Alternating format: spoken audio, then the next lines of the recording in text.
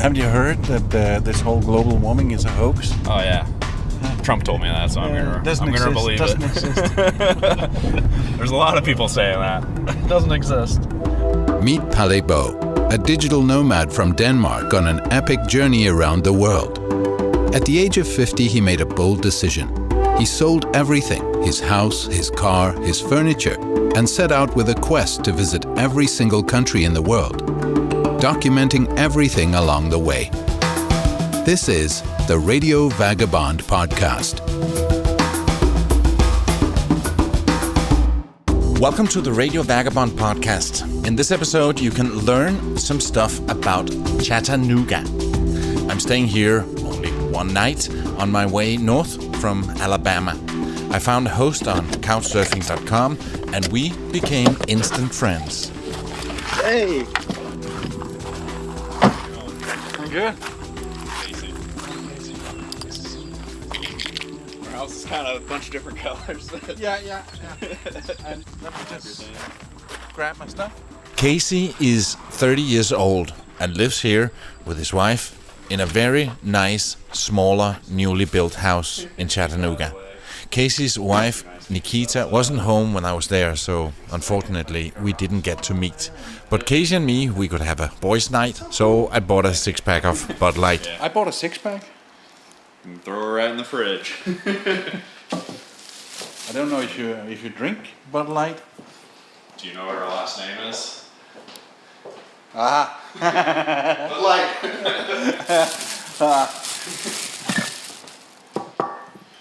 Pop some beers open.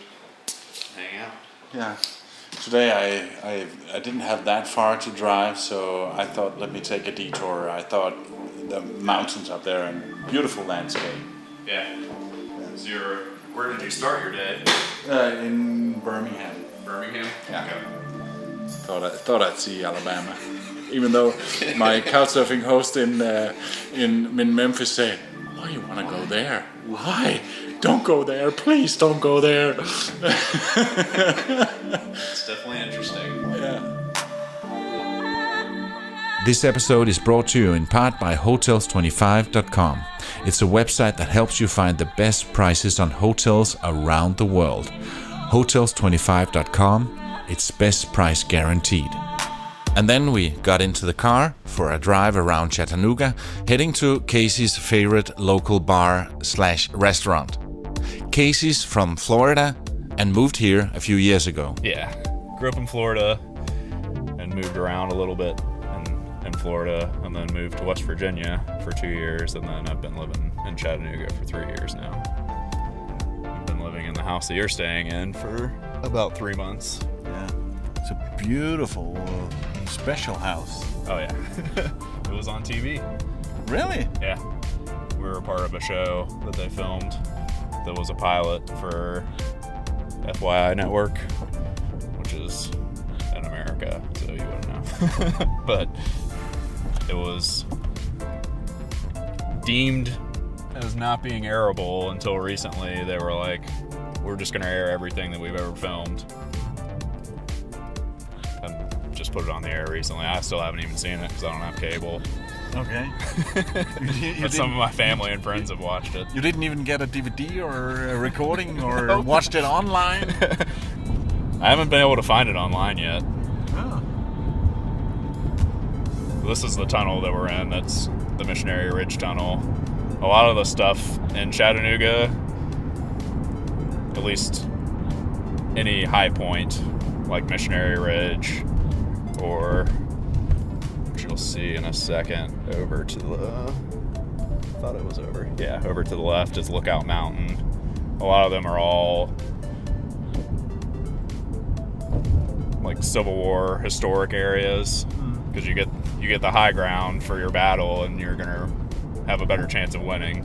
Yeah. So if we go up on the ridge that we just went through, you'll see cannons in people's yards where they've just left cannons there, refurbished cannons, and kind of set up little parks.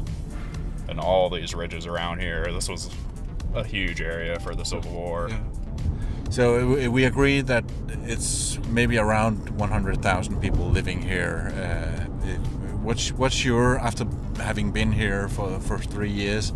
What's your take on Chattanooga? I love it here. We were recently picked as the best outdoor city, and as you see, we're surrounded by mountains. We have a river that runs through our town. There's lakes. There's tons of like rock climbing and a lot of outdoor people that live here. But there's still a good mix of people too. So it's not just like health conscious, outdoor, thrill seeking type people. But we attract a lot of those people to our city. Like there's some of the best rock climbers in the nation live here because they want to climb more difficult areas that have never been climbed that are in this area and a short drive away. And then we also have some of the best like Ironman athletes that live here because they know that we're going to host an Ironman event twice a year in Chattanooga. Yeah. And both you and your wife are outdoor people? Yeah. And like we both have road bikes. We have owned kayaks and different boats. You told me you have what's it called, a paddle? Yeah, stand-up paddleboard. I've seen that. I've never tried it. Isn't it difficult?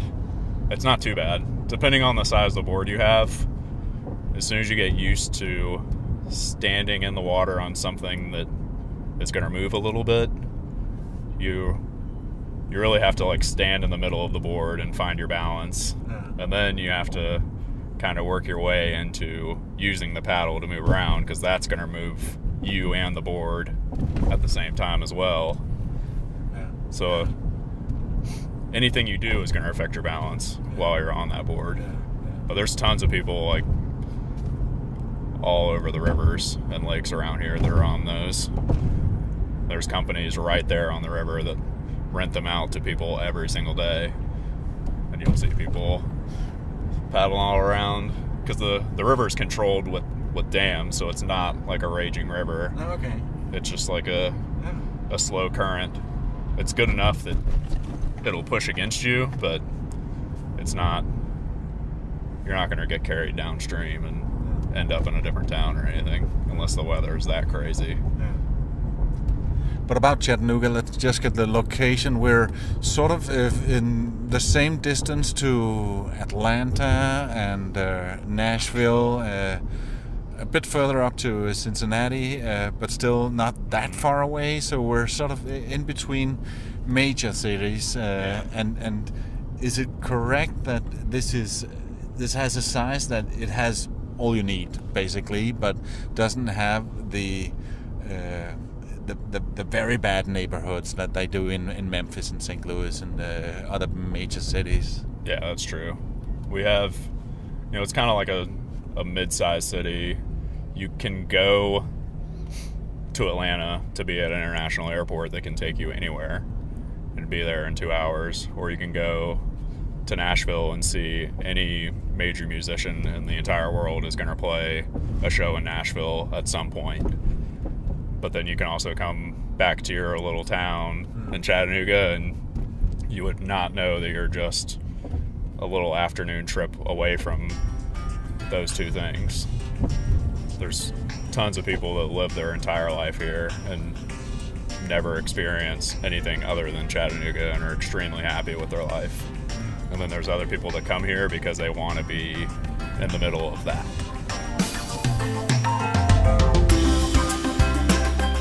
Chattanooga is a city in the state of Tennessee with a population of around 178,000. So it's not a big city, but close to bigger cities. It's 120 miles northwest of Atlanta, Georgia. It's 135 miles southeast of Nashville, Tennessee, and 148 miles northeast of Birmingham, Alabama. Do you remember that Justine, my Couchsurfing host from Memphis, Tennessee, didn't have many nice things to say about the people from Alabama? And because Casey, like Justine, isn't born and raised here in Tennessee, I thought I'd ask him to describe the difference between the people of Alabama and the people of Tennessee. And when I did, he started laughing. Be honest. If I was a local from Tennessee, I would have very horrible things to say about people from Alabama. There's obviously... Oh, really? Oh, yeah. A lot of it would just be based on football teams and college football, and It's probably a bit like Denmark and Sweden. yeah. And different soccer teams or whatever that just hate each other because they've always played, and there's these teams have been playing since, I mean, a lot of these schools were founded like right after the Civil War happened. And some of them had football teams since then. Yeah. And those teams have been playing each other, and for generations these teams just hate each other's guts. Yeah. And But we're still in the South. oh yeah. So I would say I've never met anyone and lived in Alabama to know what they would say about us, but there's people in Tennessee that would say that, oh, Alabama people are all backwoods and they're inbreds, and it's like, that's not true. I've been in cities in Alabama, and you just meet the same kind of people that you would meet in Tennessee. Yeah. So a lot of it's just jokes that people say. Yeah. But What about the people in Florida? You're biased here. oh God. I've only spent 24 hours in Florida, but I plan to go back. So Florida is a melting pot. There's, where I'm from, you would think you're in Georgia. And then the middle of the state, you would think that you're anywhere in the South. But then you get towards the coast, and the further south that you go in the state, they say you're getting further north, because all the people that live up north to escape the cold move to South Florida. Oh. And they bring their culture with them. Uh-huh. So there's people with New York accents, Michigan accents, Canadian accents that all live in South Florida. Yeah. And then you also have a lot of Cubans and Hispanics that live in Florida as well. So it's just a huge mix of all different kinds of people. When I think Miami, correct me if I'm wrong, I'm thinking, of course, Cubans, retired people, and people that went through plastic surgery, big boobies and stuff like that. Am I close? Depending on the area you're in, you're pretty much spot on. Like where my grandparents live, it's retired people and little families and stuff like that. But you get to closer to South Beach, and it's people that are cosmetically fixed. And then where my parents are from, like my mom's from Hialeah, and you would be hard pressed to find people that have always lived there. That area has changed completely, and there's almost all Cubans that live there. And there's families that, I mean, even the schools adapt and hire teachers to teach Spanish-speaking children basic English in American neighborhoods. And I hear that both Alabama and Florida and other parts of the South is very much Trump country. Is that correct? Yes. And I hear even the Cubans are some of the most extreme on the right wing. I was surprised by that. Yeah, I think a lot of that kind of ties back with how the Republican Party handles communism and how they hated Fidel just as much as the Cubans did. So they had that tie with them. Yeah. So a lot of Cuban areas have always gone Republican. But if you look at the maps, like red states are Republican, blue states are Democrat. Like I think almost all of Tennessee, other than like little pockets in the big cities, went completely Republican. You are listening to the Radio Vagabond podcast. If you like what you hear, please leave a review in iTunes. If you're listening on an iPhone, you can actually do it right there within your podcast app. Where are we driving now? We're going to my favorite local bar. That's called Tremont Tavern. That my brother lives like walking distance from here, and we go here all the time. Yeah. A lot of cars here. Seems like a popular place. Yeah, there's 2 different restaurants here, but the one that we're going to has way more people that show up. Hopefully we get a seat. Yeah.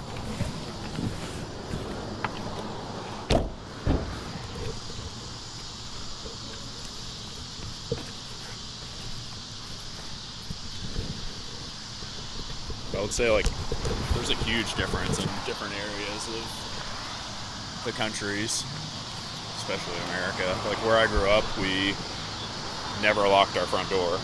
No. It literally was broken, so we couldn't.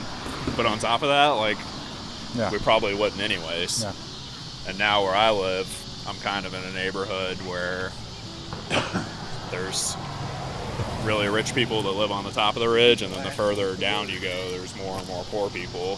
There's people down at the end of my road that live in like government subsidized housing, and there's been like break-ins into people's cars and stuff like that. I haven't had any issues where I live, but I still lock the door. And it's just like weird to me because I grew up, I mean, for 18 years of my life, I never locked my door. No. And then you go to college, and it's like, oh, students are going to break into your room to like steal your game system, so lock your door. They're always telling you, lock your door, lock your door. It's like, oh, okay. Yeah. I got to get into that habit. yeah, but it's the same with me. When I had my house, I rarely locked the door. Yeah. And now I'm, especially when I was in Asia, people always say, lock the door. We enter Casey's favorite place for dinner. It's called Tremont Tavern. And even though this is a regular Tuesday night, the place is packed. It used to be just this side of the bar, and it would be, I would spend nights here where you stand. Like they're just standing, people everywhere. I can imagine. Like I've walked in maybe like 4 times, and there's actually been like a 4-person table open. But there was one parking spot and there was one table. It's like, yeah, perfect. Tonight's open mic night, so just any local person signs up, or I don't even know if you have to audition or anything. You just get a 15-minute time slot and you get to go play on their stage, which is just in that other room over there. Like the day that other room opened, I was like, oh man, there's going to be so many more seats in here. I come in and it looks like it does today, where almost every table's taken. it's a regular Tuesday. Yeah, Tuesday night. You come in Friday and Saturday night, and it's like, we're not getting fed anytime soon.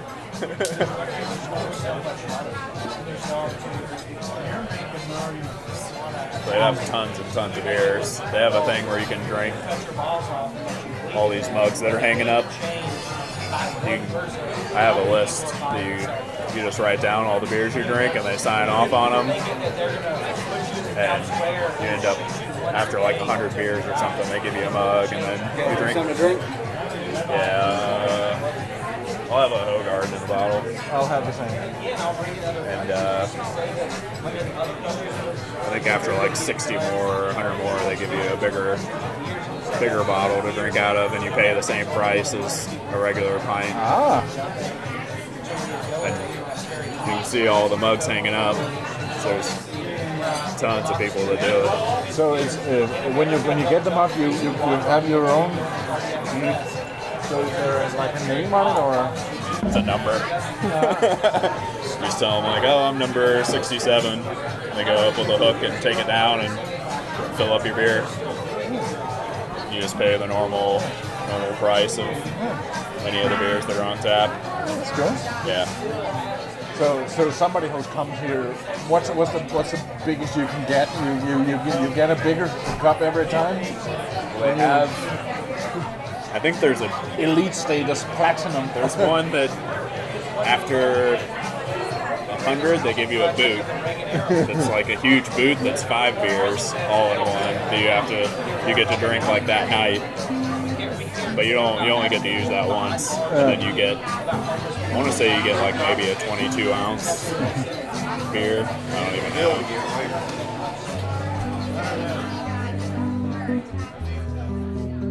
I'm not being paid to say this, but Tremont Tavern is a great place, and I highly recommend that you go there if you get to Chattanooga. Maybe you'll bump into Casey. He's the one holding the very big cup of beer. After dinner, we drove along the north shore of Chattanooga. And you might say that this is nowhere near an ocean. True, but we're by the Tennessee River that runs through the city. This is the north shore of Chattanooga. A lot of people, especially tourists, will come to this part of our town. And this bridge that goes over the river here is only walking pedestrians. So a lot of people will come down here when the weather's nice, and you'll see hundreds of people on the bridge hanging out near the river. There's tons of little restaurants and bars and shops and ice cream places, but then just a block away is where neighborhoods start. So it's not like this is its own big town or anything. It's just one strip. And then just recently my parents moved like a block away from here, and they were living kind of like a suburb town of Chattanooga, like a 30-minute drive away.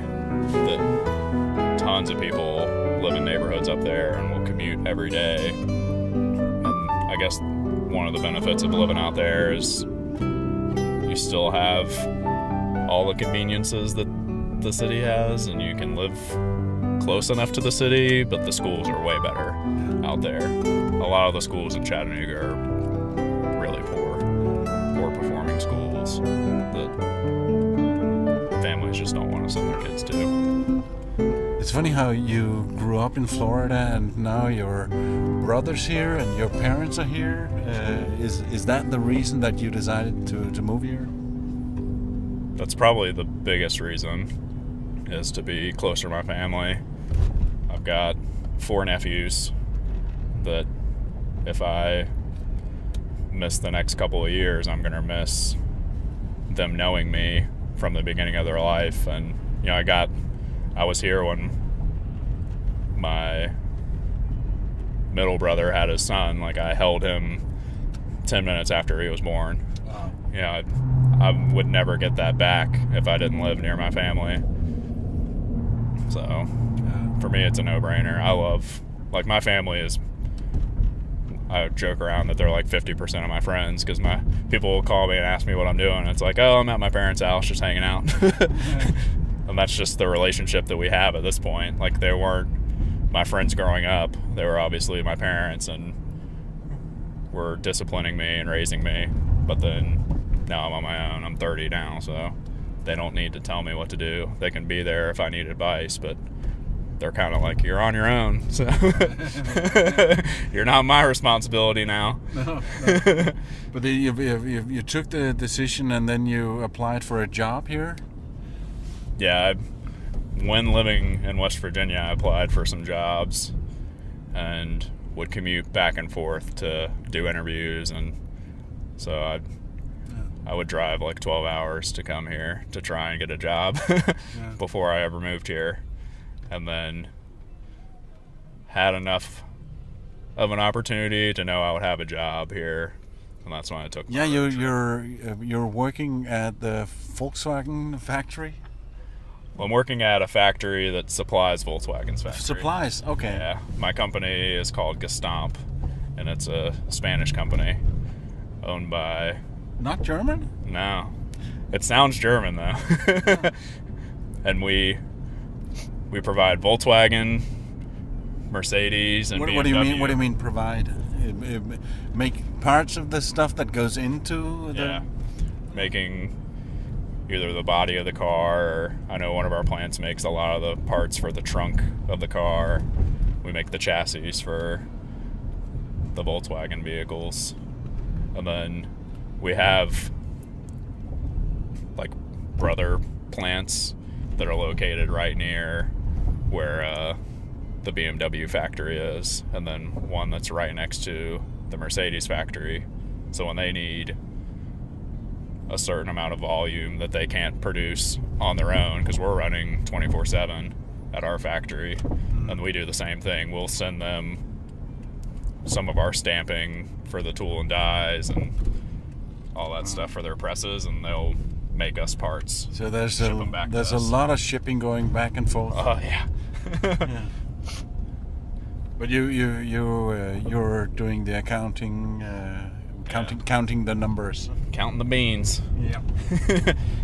We have 3 plants in Chattanooga that are all operational at this point. When I started just a little over a year ago, there was only 1 plant operational. That must be one of the biggest employers here in Chattanooga. It's between Volkswagen and we have an Amazon distribution center that's right out near Volkswagen that is another big employer. I would say ours is getting up there. Definitely. So a lot of beans to count. Oh yeah. A whole lot of beans. We stay super busy. As we're getting closer to home, we see some big paintings on buildings, also called murals, something you see a lot here in the South. This is it's an old area of Chattanooga that the city is trying to revamp and put a lot of money into to try and get some more businesses and get more people to hang out because it's so close to downtown. And the college campus is just up that way. Yeah. And then from here it's a straight shot home. There's Martin Luther King painted on the wall. I'm sure you've seen a lot of murals in the South. Oh yeah. Yeah. We had a really famous muralist come down and paint the AT&T building that's downtown.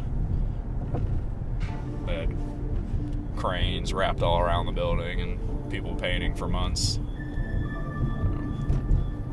I would say murals are pretty big in the South. Yeah.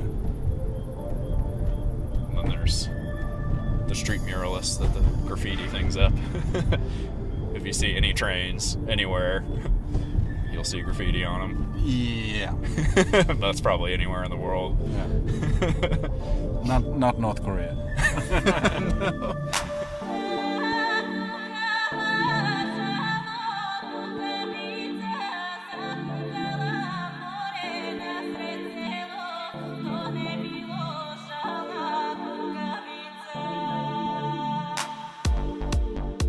Where your house is built, there used to be a house that a tornado took out. Yep. Yeah. Tornadoes are pretty rare for this far over east. In America, there's like Tornado Valley, which is like the center of the state, or the center of the country. Anywhere from the Dakotas all the way down into Texas, there's tornadoes in there all the time. And then obviously with weather changing and weather patterns, and I call it global weirding instead of global warming because it still snows, and that's where people will, it's not warming. No, it's just weird weather. Like there's areas of the country that are flooding, there's areas having tornadoes that don't typically have them, hurricanes are getting stronger. There's a lot of stuff weird happening that people can't really explain. But haven't you heard that this whole global warming is a hoax? Oh yeah, Trump told me that, so I'm gonna believe it. Doesn't exist. There's a lot of people saying that. It doesn't exist. And that's why it was 104 degrees here recently. When I'm sure back in the day, like the warmest it ever got was in the 90s. And I've seen tons of rivers that you'll never see the bottom of because pollution is out of control. But it's not man-made at all. No. It's just cyclical. Yeah, it's just The planet. Yeah, right. I'm just hoping there's a planet if I have grandkids. I really hope that too, because there's so much to see on this planet and so many friends to make. Now I'm glad to say that I have a new friend in Chattanooga. Thank you so much for hosting me, Casey, and also to you, Nikita, even though we never get to meet. But we did communicate after my visit. You see, I forgot my wristwatch in the bathroom after my shower the next morning, so Nikita was so kind as to mail it to one of my next destinations. This was the watch with the spy video camera that I used in North Korea. Remember that? Otherwise, go back and listen to that episode. Since then, I've had a small accident and cracked the glass. Only I forgot to tell this to Nikita, so the poor woman thought that she accidentally did it and had it fixed with a new glass. And when I wanted to pay her, she wouldn't hear of it. She insisted that this was good karma. She wrote, "Please, no worries, pay it forward." Is that the nicest Couchsurfing host you could possibly find? Now I'm off to my next one, a guy from Nashville, Tennessee, and I'm so looking forward to that. This episode is brought to you in part by Hotels25.com. It's a website that helps you find the best prices on hotels and guest houses and hostels around the world. Hotels25.com, best price guaranteed. If you like this podcast, please subscribe in iTunes or the podcast app on your smartphone. You can see pictures, watch videos, and read much more on theradiovagabond.com. Palle can be reached for interviews and public speaking gigs on mail at theradiovagabond.com. My name is Paddleboarding, and I gotta keep moving. See ya.